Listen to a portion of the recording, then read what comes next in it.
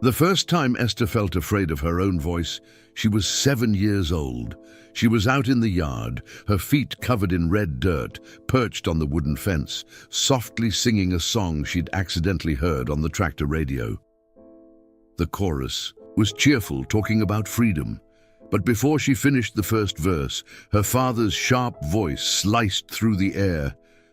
"Shut that mouth, Esther!" The whole world seemed to fall silent at once. Even the birds on the wire stopped singing. Their farm sat deep in rural Alabama, where mornings began with prayers and dinners ended in sermons. Reverend Caleb wasn't just the pastor of the small local Baptist church. He was the unchallenged ruler of the house, a man with a heavy voice, stern eyes, and hands that struck the table and the Bible with equal force. To him, a daughter's role was to obey, to serve, and never to seek attention. And singing was vanity. "A virtuous woman speaks with grace, not with notes," he'd say. Esther grew up swallowing songs like thorns. There was melody in everything. In the chickens clucking, the rain hitting the roof, her mother's soft broom sweeping down the hallway. But every time she tried to let a note slip out, fear followed. Caleb seemed to have eagle ears when it came to policing silence. At 9, she discovered the bathroom had the best acoustics in the house. She'd lock the door, sit on the cold floor, and whisper made-up songs so softly her lips barely moved.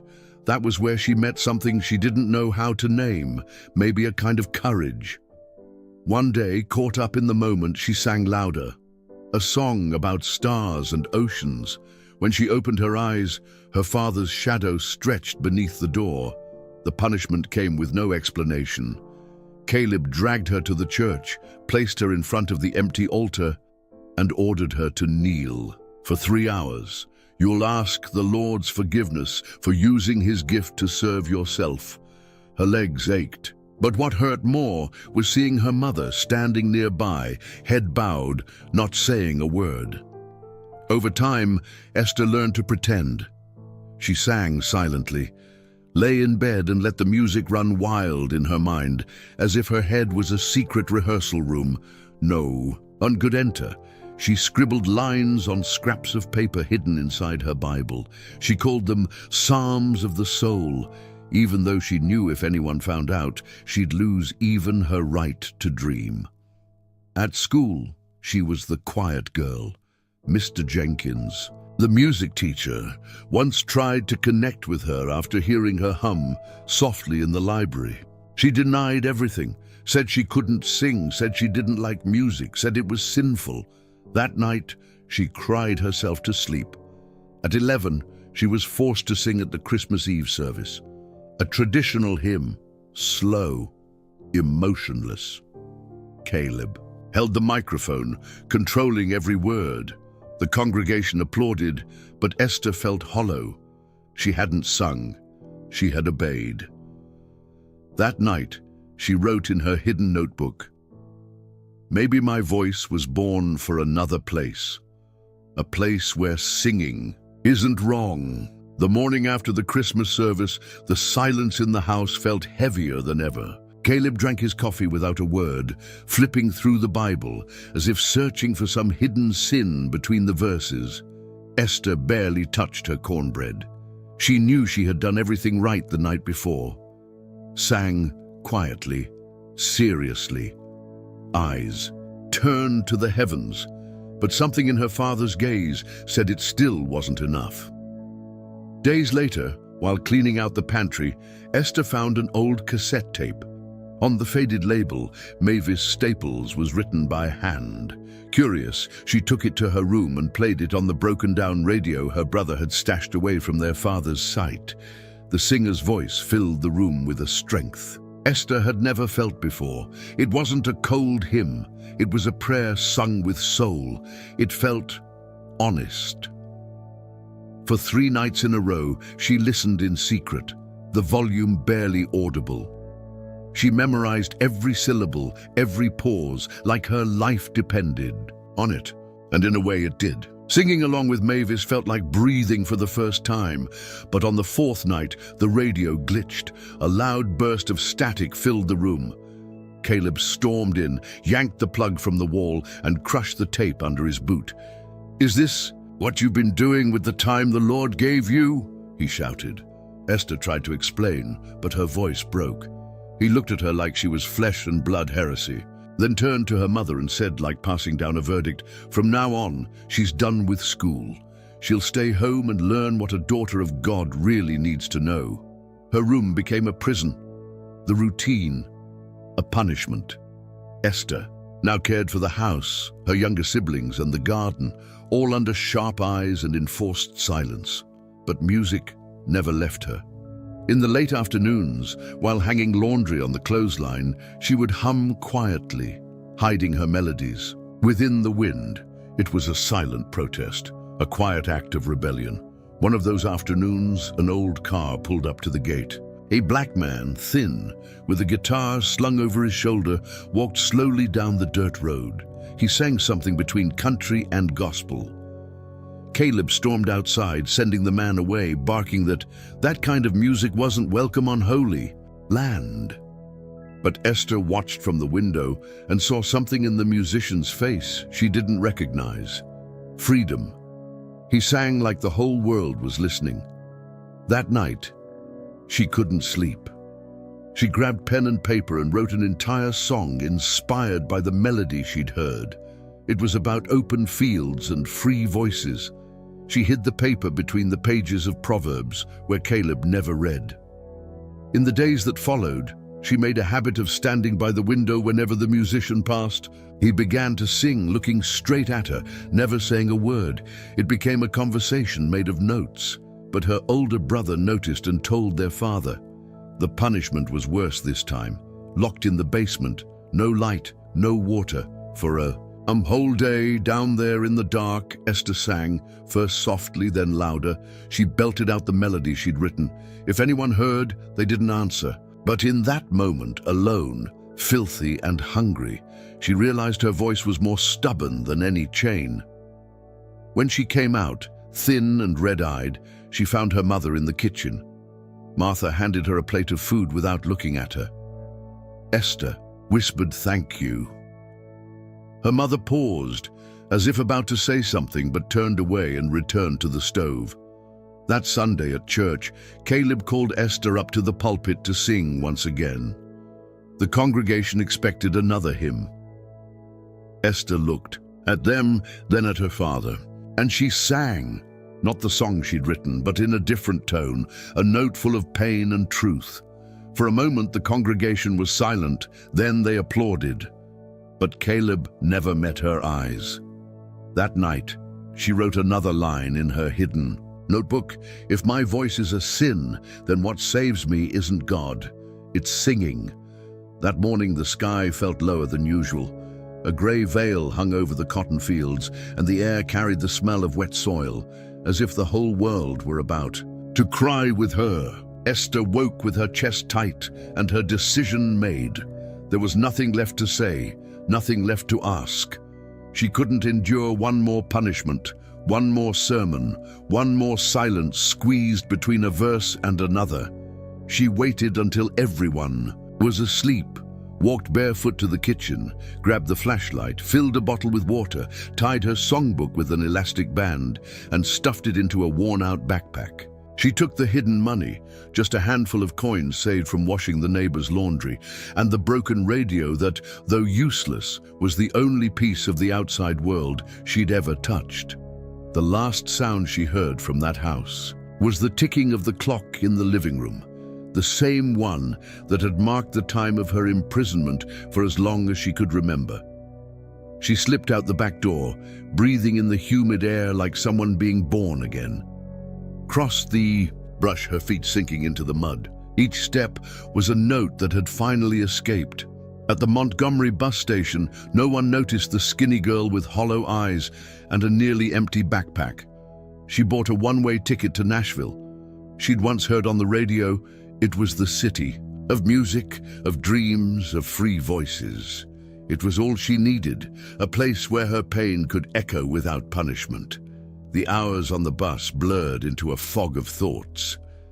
Esther stared out the window like she might never come back. And maybe she wouldn't. When she arrived, the sun was rising behind the buildings. Nashville was loud, alive, full of people. And even though it was all unfamiliar, the city had something the countryside never did: space. In the first few days, she slept at the train station on cold, hard benches. She tried asking for help, but no one trusted a teenage girl alone. She was scolded, pushed, pitied. She felt hunger, shame, fear. She thought about going back, but then she heard something familiar. On a corner of Broadway Street, an old trumpet player was playing a sad tune that felt strangely known. She sat on the curb and stayed there, listening. He noticed her presence and, without stopping, said, with a crooked smile, "You've got the soul of someone who's heard too much and said too little." His name was Boone. He lived in a beat-up trailer near the Cumberland River, played in the streets to survive, and said the city was cruel to those with nothing, but still better than being silent inside. Esther, wary, agreed to clean the trailer and wash clothes in exchange for food and a place to sleep. Boone didn't ask questions. He just listened, and one hot afternoon he heard Esther sing without realizing it. She was sweeping, humming softly, thinking she was alone. When she turned, he was sitting on the steps, eyes misty. "Sing it again, girl." She shook her head, said she wasn't allowed, that it was wrong. Boone stepped closer. "What's wrong is letting music rot inside your chest." That night he took her to a busy street corner, gave her an old, out-of-tune guitar and said, "Tonight this sidewalk is your stage." Esther trembled, said she wasn't ready. He replied, "No one ever is, but you've bled too much not to be heard." She closed her eyes, took a deep breath, and began. Her voice came out weak at first, then stronger. People stopped. Someone recorded with their phone. Someone clapped. Esther looked around. For the first time, no one told her to be quiet. No one called her a sinner. No one silenced her sound. There, under the glow of streetlights and the city's hum, Esther understood. She hadn't run from her father. She had run from silence. The morning after her first street performance, Esther woke up before the sun. Boone's guitar was still leaning against the wall of the trailer, as if waiting for her. Her fingers ached, not from the music, but from life, from tension, from the constant doubt about whether all of this was real or if it would vanish at any moment. Boone made weak coffee and said with his rough voice, "Do you have any idea what you did last night?" Esther smiled. For the first time in a long while, in the following days, she sang on other corners. Each time the crowd grew. Some dropped coins, some cried, some said, "That song reminded me of home." A short video of her singing "Born with a Voice" went viral, reaching hundreds of thousands of views. People from all over the country wanted to know who the girl was, the one with the plain dress and haunted eyes who sang with her soul. But every bit of freedom comes at a cost. Back in Alabama, Caleb saw the video too. On a Sunday, after church, he projected it on the sanctuary wall for the congregation. He showed his daughter as an example of temptation, said, "The devil works through smiles on the sidewalks of the city." He decided to go after her, and not alone. He brought 2 church members and a court order granting him the right to take her back. Boone was the first to notice. They were performing in a public market when he saw the 3 men approaching. Caleb's face was just as she remembered, stone and fury. Esther froze when she saw him. Her voice caught in her throat like a blade. "You're coming with me now," he said, his tone slicing the air. Boone tried to step in, but a police officer accompanying Caleb showed the legal document. It was official. Esther would be taken to a juvenile shelter until her case was re-evaluated by a Nashville court. She cried silently. Boone shouted. Caleb just smirked. The shelter was cold, impersonal. a place that pretended to offer safety but felt more like a waiting room for abandonment. Esther was put in a room with bunk beds, alongside other girls in similar situations, runaways, abuse victims, fear in every eye. There was no music there, no wide windows, only rules, schedules, and cautious stares. She spent the first 3 days without saying a word.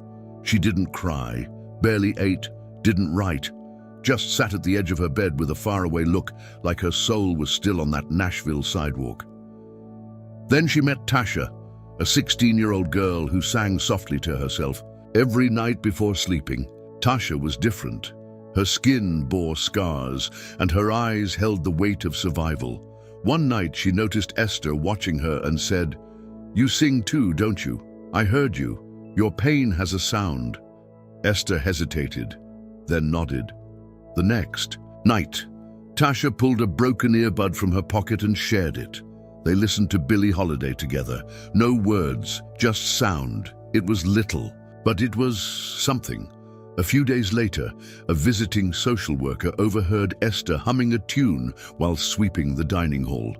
He jotted down her name and contacted Voices Rising, a non-profit project that supported at-risk young artists. 1 week later, with the approval of a temporary judge, Esther was transferred there. When she arrived, she saw a house filled with color, art, instruments hanging from walls, and voices. So many voices.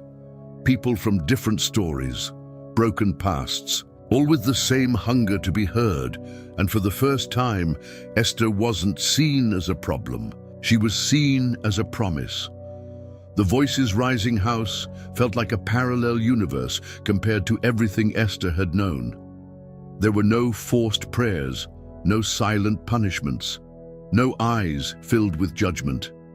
There were voices everywhere, singing in the hallways, rehearsing in the backyard, laughter interrupted by unexpected verses. It was a place where singing felt like breathing.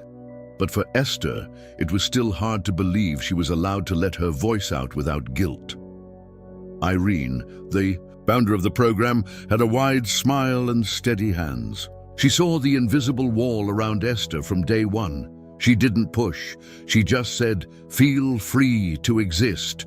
When you're ready to sing, we'll be here to listen." And she meant it.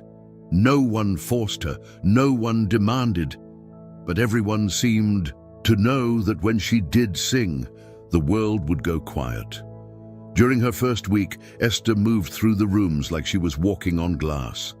She sat at the back of the vocal classes, watching others open up. She didn't sing, but she wrote, compulsively. New verses filled her notebook every sleepless night, pulled from memories and silent pain. One afternoon, during a group rehearsal, another girl sang a song Esther had written. Irene had found one of her lyrics tucked between papers and added it to the sheet music without a name. The melody was raw, simple, but so honest that the room went silent. Esther recognized every word, and for the first time, she felt something unfamiliar, belonging. That same night, Irene approached her and handed her a wrapped gift, a used guitar with a handwritten tag, donated by Boone, for when she's ready. Esther couldn't hold back the tears. It was the first object in the world that felt like it truly belonged to her. But peace never lasts long. An independent producer who volunteered with the project heard Esther humming one of her songs in the hallway. He was stunned. Asked to record her in the center's small studio, just a demo, no pressure, Irene gently asked if she was ready. Esther hesitated, but something inside her, maybe Boone's name scribbled on that guitar, nudged her to say yes. The night before the recording, the program received an envelope with no return address. Just a printed page full of Bible verses about punishment, obedience, and the role of women. Below it, in unmistakable handwriting, it said, "There's still time to be saved. Come back before God silences you for good." Esther knew immediately. Caleb, fear returned like a fever.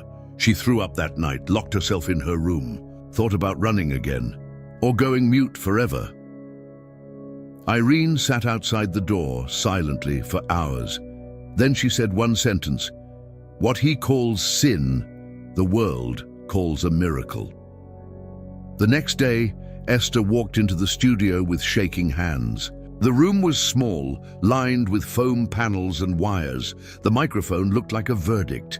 She closed her eyes and began. The song was born with a voice. It started soft, then it grew, stronger, deeper, soaked in grief. The lyrics told the story of growing up in silence, of finally breaking the scream. By the end, she couldn't sing anymore, just cry. From behind the glass, the producer hit the stop button and said, "This isn't a demo. This is truth." And the truth always finds the ears it needs. That night, Esther wrote in her notebook, "Singing still hurts, but not singing is dying inside." The recording of Born with a Voice left the studio as if it had a pulse of its own. Irene uploaded the video to the non-profit's social media without expecting much. But something happened within the first few hours. The song moved like an overflowing river. Shares, comments, thousands of girls writing, "That's me." People from all over said her voice, her pain, felt like it had been pulled straight from inside them. Within 2 days, Esther's name was a quiet storm spreading across the internet. Local radio stations asked to interview her. An independent journalist wrote, "The girl who sang what no child should ever have to live." The producer scheduled another recording session. Irene warned her gently, "Fame can hurt too, Esther. Don't let it silence you again." But it was already too late. Caleb had seen everything. He appeared on a national religious broadcast, sitting stiff beside his wife, his face aged by fury. "My daughter has been consumed by the spirit of the world," he declared. "They're exploiting her pain for attention. But I haven't given up on her. The Lord can still bring her back." Martha, sitting beside him, said nothing, but something had changed in her eyes, a crack, a weariness too deep to hide behind submission. Esther watched the broadcast from the center's common room. She didn't speak, just got up, walked to her bedroom, and began writing furiously in her notebook. The next day, she had a new song. "You never owned my voice." The lyrics were a raw scream. They told of growing up in a world where sound was sin, where she was forced to sing just to obey, and how one day she finally sang to exist. The producer took her straight to the studio that same week. Irene stood outside the booth, holding the trembling hands of a young woman who never asked to be a symbol, but already was. Meanwhile, the Voices of the South Festival, one of Nashville's largest music events, announced a last-minute addition. To their lineup, Esther Grace would close out the second night. The non-profit's team hesitated. Was it too soon? Was she ready? Esther simply said, "If I'm going to bleed, let it be through song." That night, the stage lights felt bigger than the world. Esther, in a simple dress, held Boone's old guitar. When the announcer said her name, the auditorium fell into hush. She walked up slowly, looked out at the crowd, breathed, and then her eyes landed near the back. Standing there alone was Martha, her mother, no husband, no Bible, just her. Esther froze for a moment, then smiled, just slightly, but it was real. The first note came out soft, then steadier. Each line of the new song was a direct confrontation, no metaphors, no disguise. It was a reckoning with her father, her past, and the silence she'd been forced to swallow. Halfway through, the crowd was already on its feet. Many were crying. Irene held her phone, recording with a shaky hand. When the last note rang out, Esther bowed her head and let it echo through the theater. The applause thundered. Whole, fierce, unstoppable. Backstage, Martha waited with open arms. Esther ran into her embrace and melted. For the first time, they cried together. No shame, no guilt, just truth. And in that embrace, Esther understood. Her voice wasn't just hers. It was inheritance. It was seed. The video from the Voices of the South Festival reached 1 million views in less than 3 days. It was impossible to ignore the girl with dark eyes and a plain dress, singing truths no one expected to hear on such a big stage. Social media overflowed with comments from girls, teenagers, and even grown women saying, "You sang what my throat never could." Radio stations picked up the song "You Never Owned My Voice" even before it was officially released. It wasn't polished, it wasn't perfect, but it rang with truth. A record label executive called Irene and said, "We're not looking for a product, we're looking for the truth, and she's got it." Esther didn't know what to think. She still slept in the same room at the center, between notebooks and donated instruments. She still made weak coffee in the mornings, just like Boone used to. But now her days included interviews, live stream invitations, studio sessions, rehearsals, and with every question about her past, she hesitated. She didn't want her story to become a spectacle of pain. But during a national TV interview, seated in front of cameras broadcasting to millions, she found her voice. She looked straight ahead and said, "I grew up hearing that my voice was a sin, that singing would lead me astray, but what saved me was exactly the sound I was told to hide. I sang so I wouldn't die." The interview exploded online. Hashtags were born from her words. Her music became the soundtrack for protest videos, campaigns against religious and psychological abuse. The name Esther Grace became a symbol of something far greater than she'd ever imagined. Caleb, watching all of it unfold, reacted the only way he knew how, with control. He tried to sue the non-profit, claiming his daughter had been stolen by anti-Christian culture. He sought to regain parental rights. He posted furious videos filled with distortion and scripture, but this time he failed. The court listened, reviewed the evidence, took into account the years of repression, testimonies from neighbors and teachers, and the history of isolation imposed on Esther. For the first time, she got to speak before a judge. She didn't cry, she didn't shake. She said, "If he's a pastor, then let him preach forgiveness, but he will never control my life again." The judge granted her full emancipation.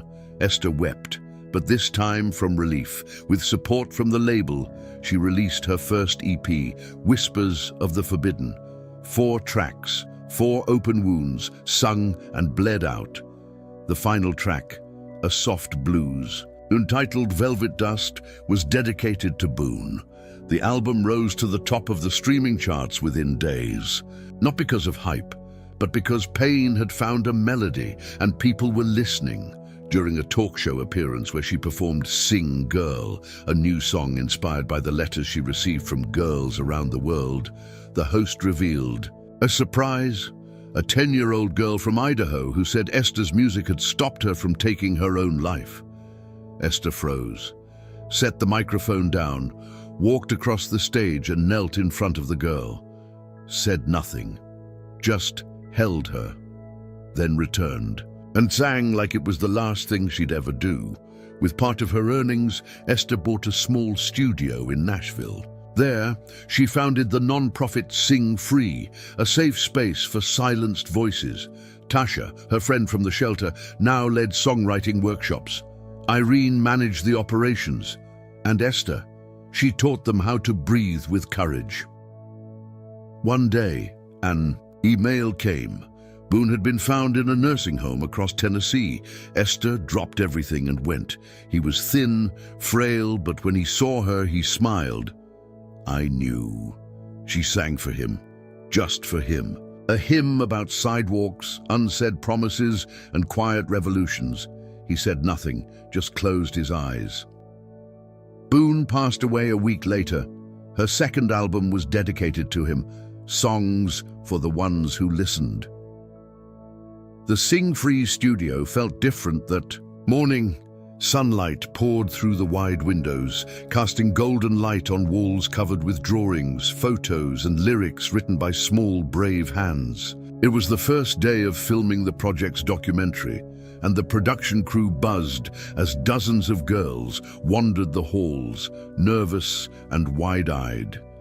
Esther watched it all quietly, her same old notebook still clutched in her hands. She was 18 now. Her features had matured, but her eyes still held that same quiet fire. She had released 2 albums, toured public schools, visited shelters across the country, but nothing compared to what she felt inside that house, the one where every corner held a voice she had helped unlock. Martha lived with her now. They shared a modest home with a porch and a backyard. Her mother spent most of her time in the garden, tending to flowers and old silences. Sometimes they would sit on the couch together, listening to music, not talking much, just letting melodies say what words never could. As Esther prepared for the shoot, a little girl stepped into the studio, maybe 9 years old. Brown eyes, messy bun, and the look of someone who had carried more than she should. She held a crumpled piece of paper in her hand. "You're the lady from the Sing Girl song, right?" she asked, barely above a whisper. Esther knelt down, meeting her at eye level. "I am. Do you like to sing?" The girl stared at the floor, then at the paper. "I do, but my mom says my voice is annoying, and the kids at school laughed. So now I only sing in the bathroom." Esther gently took the paper. It was a song, written in blue ink, full of spelling mistakes and raw emotion. She read it silently, then looked at the girl. "You wrote this?" She nodded. "Then you're not annoying. You're honest." The girl bit her lip, holding back tears. "Can you teach me how to sing without being scared?" Esther reached out her hand. "I can teach you. But first, show me your pain."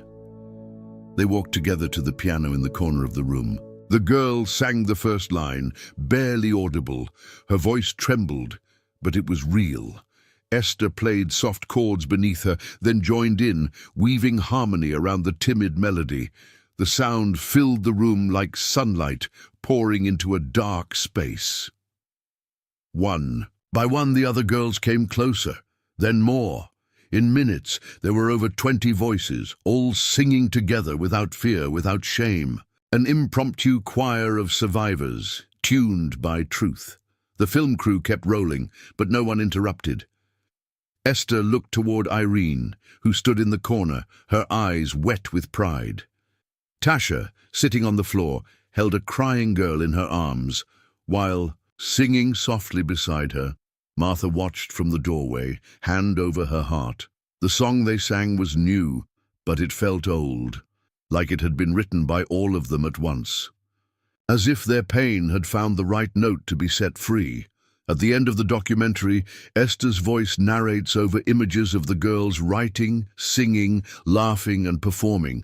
"As long as there's one girl left in silence, my voice will not rest." Because singing isn't vanity, it's survival, it's resistance, it's a seed, it's a beginning. And if your voice is still trapped inside, just waiting for a space to echo, why not subscribe to this channel and be part of this quiet choir that's turning into a roar? Here, every story has a sound, and every sound can become transformation.